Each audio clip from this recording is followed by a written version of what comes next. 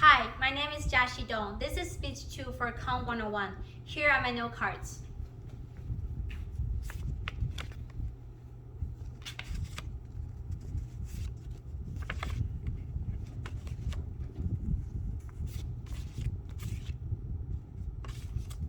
And here are my audiences.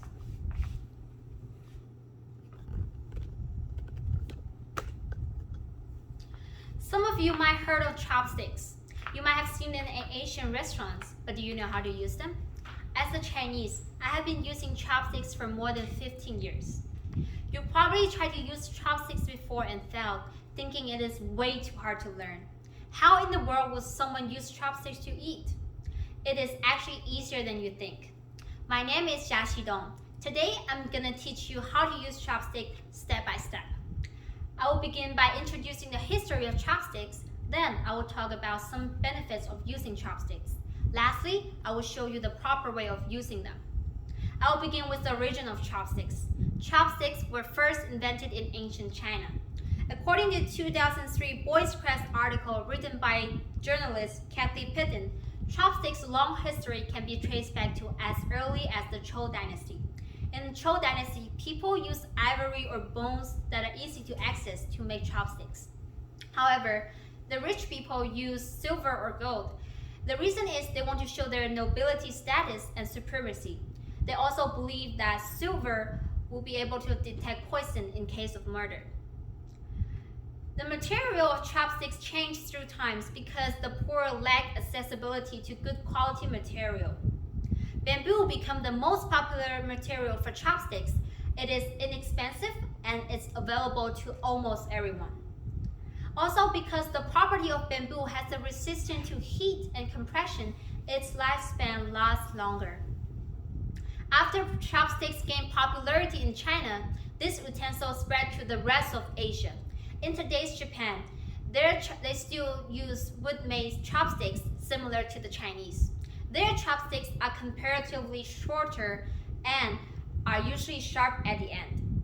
So it is easier for them to pick out the bones in the fish, while the Chinese chopsticks tend to be long and has rounded end. Mainly because it is easier for us to reach the food far away from us on the table. In addition, Korean chopsticks are usually made of stainless steel. Author Deborah Wiener wrote a 1984 article in the New York Times newspaper where she explained the reason behind that is they are strong, inexpensive, and easier to clean than the wooden sticks, said Young Choi, the librarian at the Korean Culture Service in New York. Now that you know about the origin of chopsticks and how they vary in different parts of Asia, I would like to introduce some benefits of using chopsticks. There are many benefits to using chopsticks. One of them is its handiness. You don't need forks and knives or even spoons. Only one pair of chopsticks is enough. You can pick up the rice, beans, or even the small bones in the fish. With the right amount of pressure, you can also dissect the food, such as egg rolls or meatballs. Using chopsticks also improves your concentration and practice your hand-eye coordination. To pick up the food, you need to be fully focused on the target and cooperate with your fingers.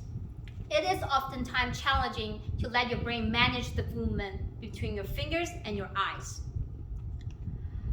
Moreover, eating with chopsticks has benefits such as it reduces the chance of choking, because when people eat with spoons or forks, they tend to binge eating.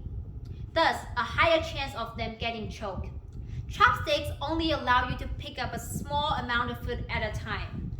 So the chance of you getting choked is lower and you'll be aware if anything is wrong. For instance, if there's a bone in the food or if the food is spoiled. It is evident that smaller bite size will decrease one's blood sugar level. According to Li Junsun and other scientists in a 2015 article published by Physiology and Behavior, the glycemic index, the measure of increase in blood sugar, was 68 when eating with chopsticks, which is significantly lower than eating with spoon with the glycemic index of 81. Above are some benefits of using chopsticks. Now let's move on to actually learn how to use chopsticks. First, you need to place one chopstick between your thumb and your index finger and make sure it is lightly resting on your ring finger. Then you place the second chopstick the same way you did with the first and rest it on your middle finger. Now try to cooperate your thumb, index, and middle fingers to pick up the food. One thing to remember is that the chopstick resting on your ring finger always stays still. You only move the chopsticks with index and middle finger and let them do all the work. To grasp the food tighter, you can also apply more pressure so they're not too loose. Above are the steps of using chopsticks. You can give it a try at home or at Asian restaurants. During the learning process, you might make some mistakes. I will now demonstrate one of the incorrect ways of using chopsticks.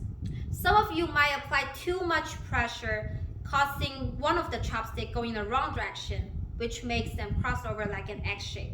In this way, the flexibility is limited because the range of movement is reduced. On top of that, wrong grasp posture will lead to hand cramps or harm the joints of your fingers. Also, using the wrong grasp posture will make it difficult to pick up food and hold it properly. Today, I have talked about the origin of chopsticks and how they vary in different parts of Asia. I've mentioned some benefits of using chopsticks. I also demonstrated both correct and incorrect way of using chopsticks. Now that you learn the correct ways of using chopsticks, with more practice, you will become the master of chopsticks. Who knows, maybe one day you can teach your friends or family the correct way of using chopsticks, then you all can finally appreciate the essence of Asian food.